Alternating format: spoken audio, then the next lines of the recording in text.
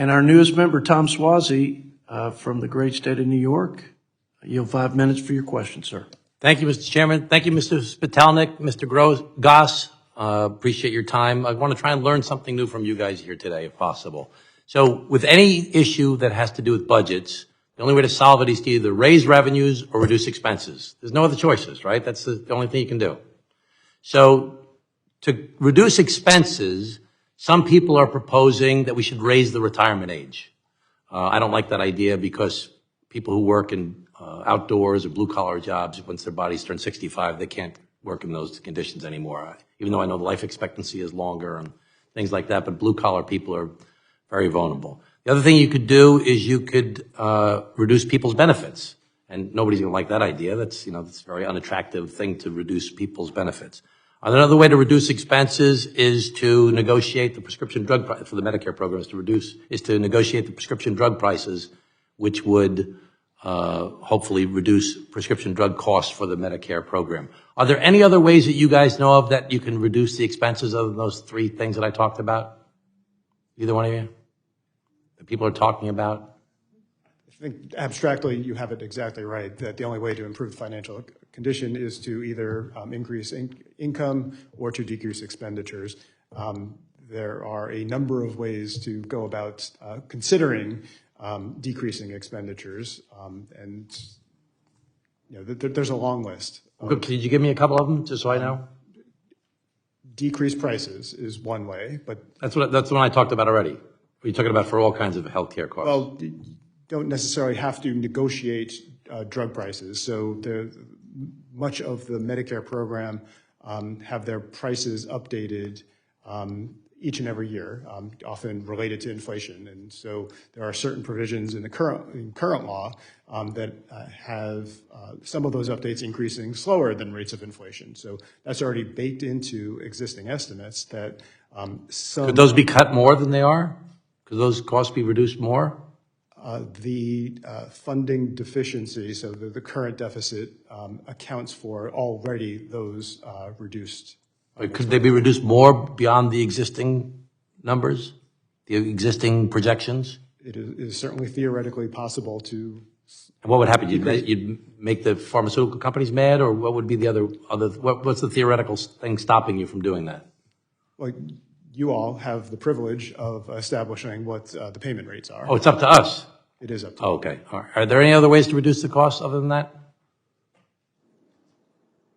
Well, what I would add is the retirement age change, which we had back in the 1983 amendments. One little clarity on that is the Greenspan Commission did not recommend an increase in the retirement age. That was the 1/3 of the changes in the 1983 amendments that did not come out of that commission.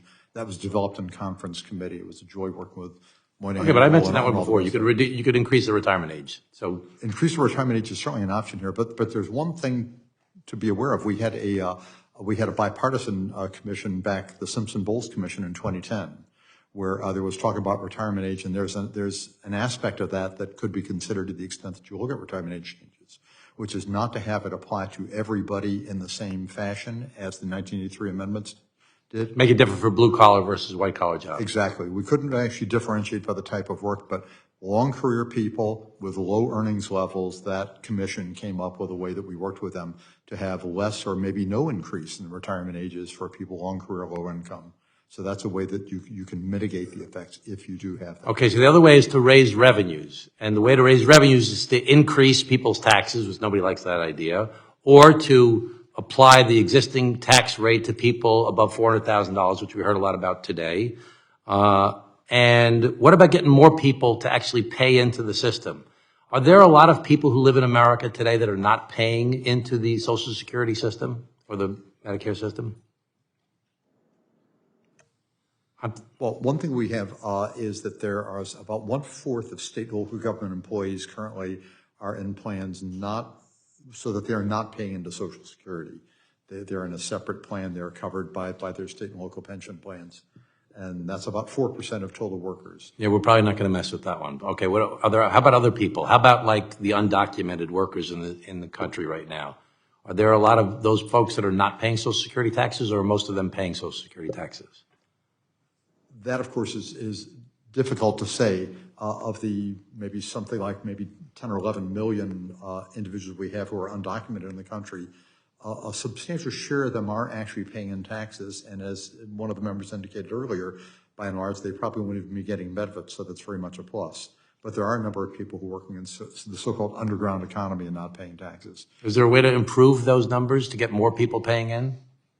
Is it just an enforcement issue? Is there, let's say, for example, if you could get 5 million more people paying into the system than we have currently, what kind of dent would that make in the problem? You talked earlier about 2/3 of the problem will be addressed from the, what did you say before? The 2/3 of it will be addressed from, paying people over $400,000 paying. Right, yeah. So if you added 5 million people to the system paying into Social Security, would that take care of the other third, or would you need more than that?